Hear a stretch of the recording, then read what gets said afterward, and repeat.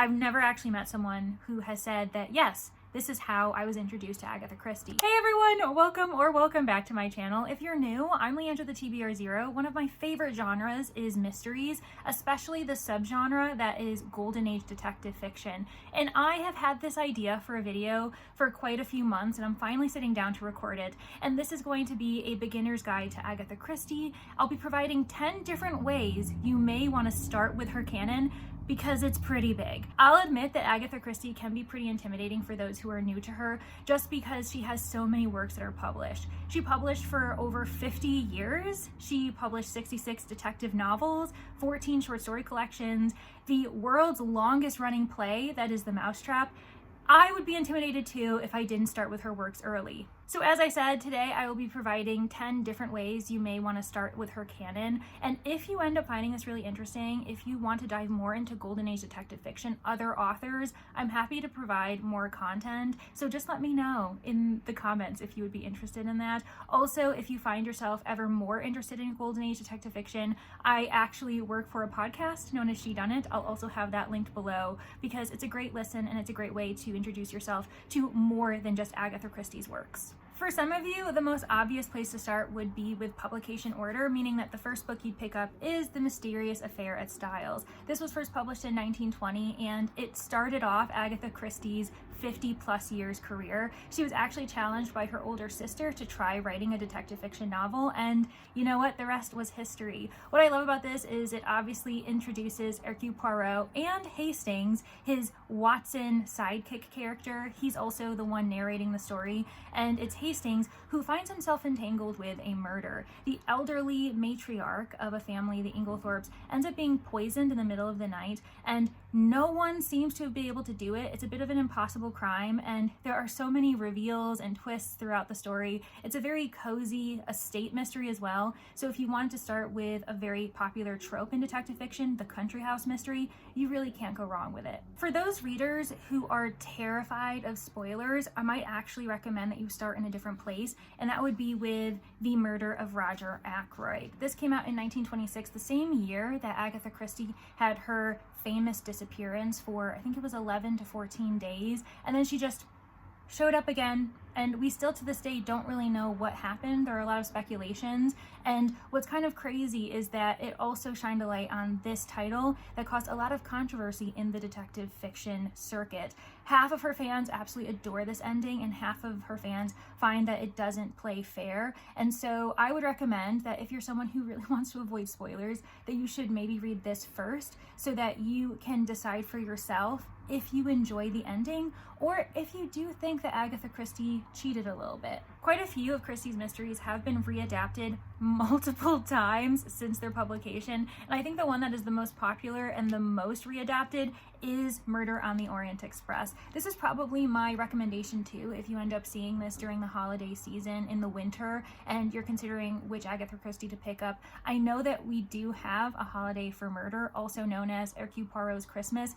I don't think it's as good. I recommend that this one's a bit more wintry. And even though this isn't necessarily centered around Christmas or any other winter holidays, winter does play a huge role in the plot because as the Orient Express is on its way to its final destination, a murder is discovered at the same time as a winter storm prevents the train from going any further. The train has to come to a standstill. They have to wait for train workers, rail workers as they're called, to dig out the train so they can continue on their journey. And this ends up making everyone realize that the murderer is on the train with them because there's no way that the murderer would have jumped off the train in these horrible conditions. So Poirot is very certain that the murderer is among them. But again, we are dealing with so many mixed stories, and all of these people are strangers. So why would they have killed this man on this train at this time? Probably one of the best reasons to start with a book to film option like Murder on the Orient Express is not only because this book is so good and one of the best ones that Hollywood has picked up,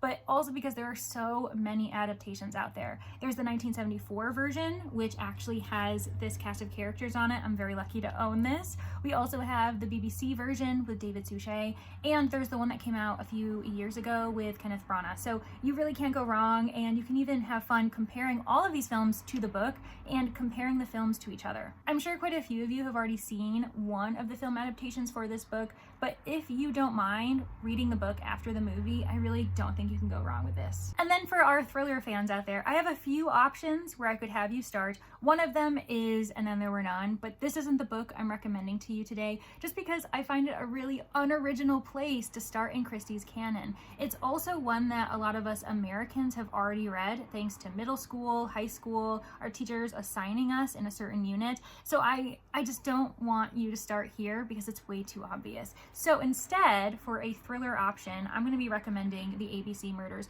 This one is just as recognizable, I would say, even though And Then There Were None is reimagined in modern works way more often. So with The ABC Murders, what's really fun about this one is that it's another Poirot novel and Hastings has returned. There is a bit of time in between where Hastings gets married, goes off to the Argentine, but he revisits Britain and ends up reconnecting with Poirot just in time for Poirot to get entangled in this really sinister case in which a serial killer is sending him letters warning him of deaths to come. The killer is using the railway system to find their victims, and there seems to be no rhyme or reason beyond the first initial of their name and the first initial of the village or town in which they live.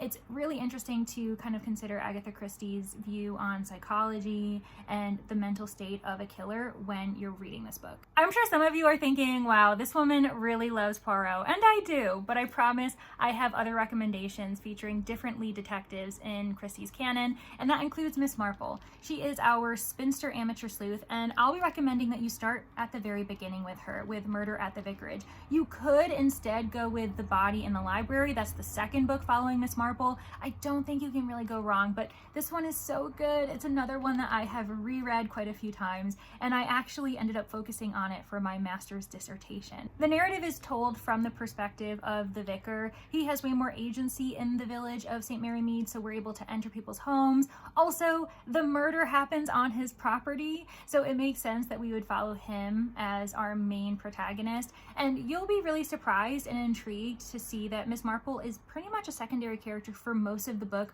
until the very end, and I find that dynamic to be really fascinating, especially when you can have this extremely intelligent detective, this sleuth who clearly is going to be the one to solve the crime, is just in the background, observing, taking all of the information in, and I find her to be this really unassuming, amazing detective character. Also, so many modern cozy mysteries are obviously taken from her as a prototypical main character sleuth. At this point, every other suggestion that I have is going to be ever more obscure as far as where you can start with Agatha Christie, but the one that I think is really fun and a great way for you to enter Christie's humor and sense of adventure in a lot of her narratives would be The Secret Adversary. This is the first book in the Tommy and Tuppence series, and I will tell you, anyone who loves Christie, a lot of people champion them, but those who are less familiar with Christie's canon, who probably have only ever ventured in Marple and Poirot, Tommy and Tuppence just, they don't get the appreciation that they really deserve.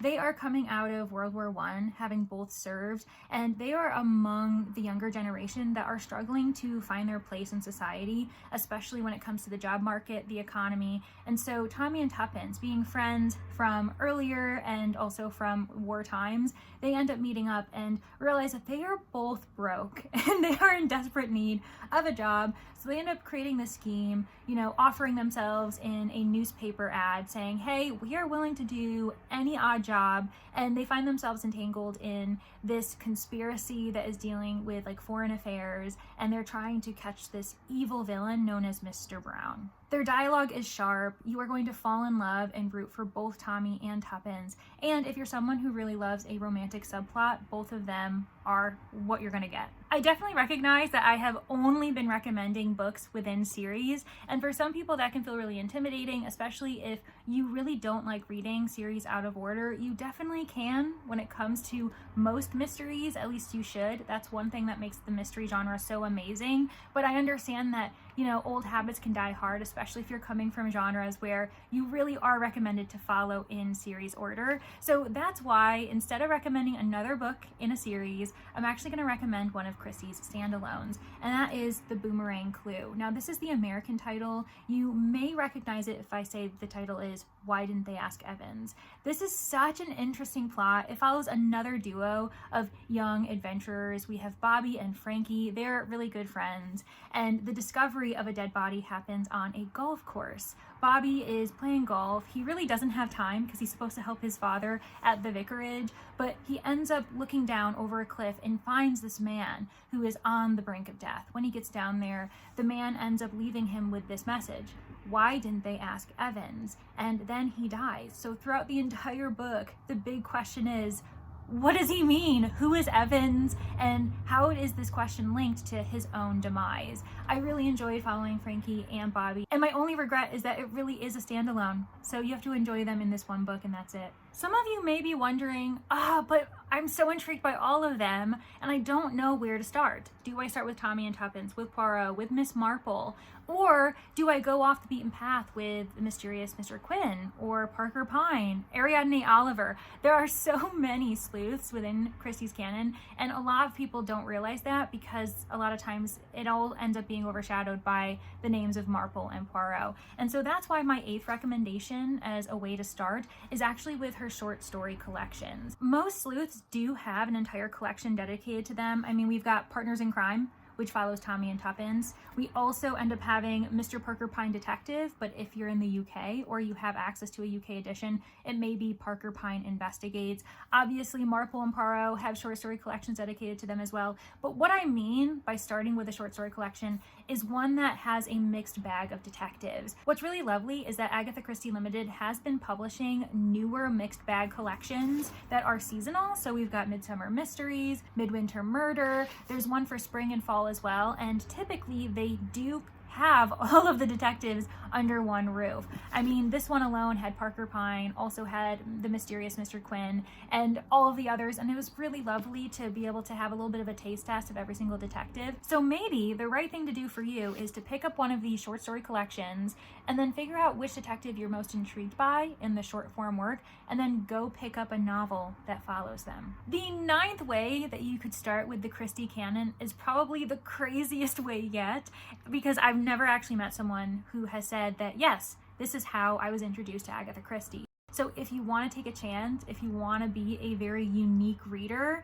then maybe start this way. And that is to start with a novel by Mary Westmacott. This is a pen name that Agatha Christie used to write non-detective fiction stories. She ended up publishing 6 novels under the name Mary Westmacott, and her own daughter, Rosalind, describes it as bittersweet stories about love. I have to admit, I have never read a book by Mary Westmacott, and I don't know if I'm really that interested in doing so. Eventually, I probably will be curious enough to do it, but I have enough Agatha Christie books that I still haven't even gotten to that I want to prioritize first. But as I said, if you want to be a very unique reader and have your first experience be one that no one else can compete with, then maybe start with Mary Westmacott and be kind of an oddball. And then finally, the last way that you may want to start with the Agatha Christie canon is a book that I absolutely adored, and I don't think that it gets recognized enough, especially in the Poirot series, and that is Sad Cypress. I was so pleasantly surprised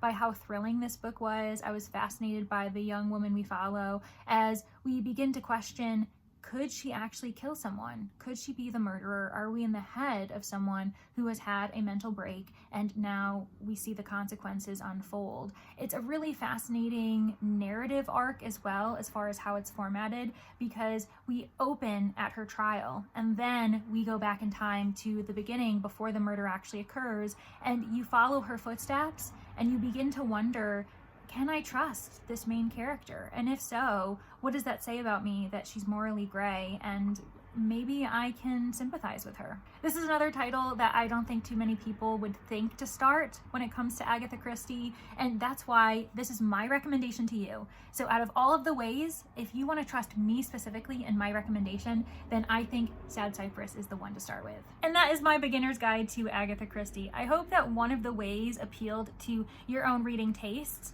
or your access when it comes to library borrows, the books on your shelves. And please, if the first book you pick up isn't for you, please try again, because Agatha Christie has so many books in her canon, as mentioned, and all of them are quite unique as far as style and the different types of mystery tropes that they may embody. So I promise you that the first attempt may not work out, and that's okay. Please try again. I do plan to do more Golden Age detective fiction content on this channel, especially because I don't think enough people are aware of how amazing it is. And when it comes to Golden Age, that means predominantly 1920s, 1930s publications. And if you're keeping track, I didn't mention the publication dates for every single title I mentioned, but most of them are from the 1930s, and that is definitely my bread and butter when it comes to Christie's work specifically. But if you did enjoy this video and you're interested in seeing me discuss more Agatha Christie and other Golden Age authors, then please give the video a like, consider subscribing, and consider commenting as well, maybe where you started with Agatha Christie